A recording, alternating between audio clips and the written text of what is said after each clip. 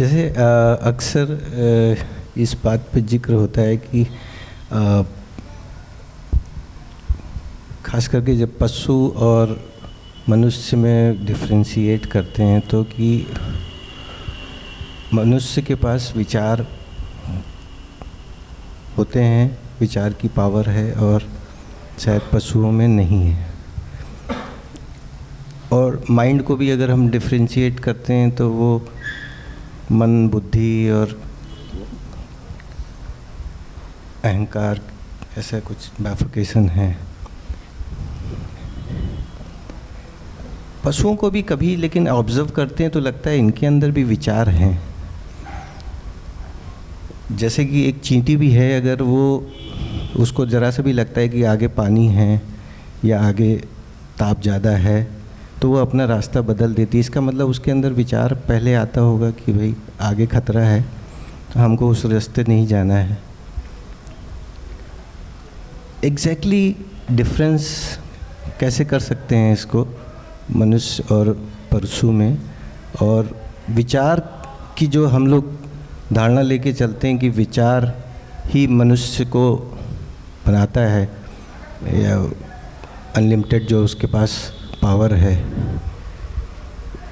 तो वो मनुष्य पशु से कैसे भिन्न है और क्या पशु भी उसी धारा में है मनुष्यता वाली? ये थोड़ा सा और एक्सप्लेन करेंगे तो बेहतर है। देखिए, बात बिल्कुल क्लियर है, पशु और मनुष्य में एक भेद है और नेचर तो एक टोटल इवोल्यूशन में चल रही है, ये भी सच है। मैंने जब कहा पशुओं में लिमिटेड थॉट प्रोसेस है, मैंने ये नहीं कहा कि विचार नहीं है, वो बड़ा ही कन्फाइंड उनका थॉट प्रोसेस है। वो तो होगा ही, क्योंकि उनकी भी फंक्शनैलिटी तो चल ही रही है, वो भी फंक्शन करते हैं। और जब आप देखिए किसी पेट को घर में ले आते हैं तो अलग अलग तरह से वो रिएक्ट भी करता है, तो सर्टेन लेवल पर उसको कुछ तो अंदर उसके प्रोसेस चल रहा होता है, लेकिन वो इंस्टिंक्टिव है, कई हद तक बायोलॉजिकल है, वो उस ढंग से उसका सारा काम चल रहा है।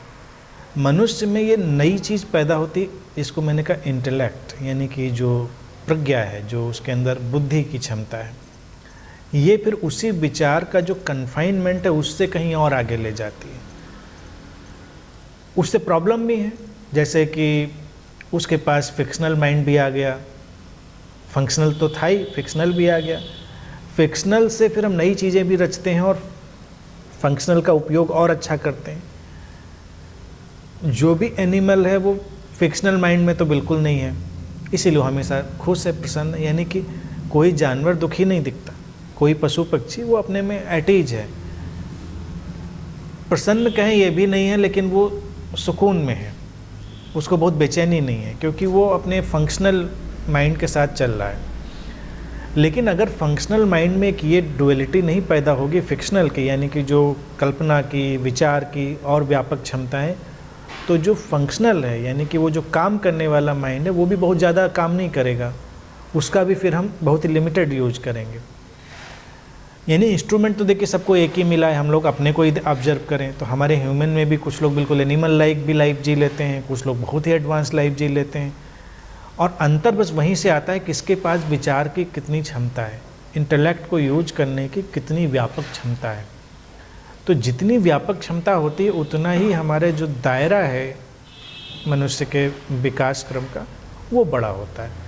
तो यही डिफरेंस है, और वो जो दायरा है बड़ा होना वही उसको पेन और सफरिंग में भी डालता है, ये भी बात तय है।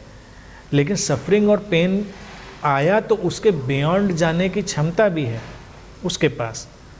ये इसीलिए ह्यूमन को हम सबसे आगे का इवोल्यूशन मानते हैं, सबसे लास्ट इवोल्यूशन मानते हैं, क्योंकि कोई एनिमल सफरिंग में भी नहीं है तो इनलाइटनमेंट में भी नहीं है।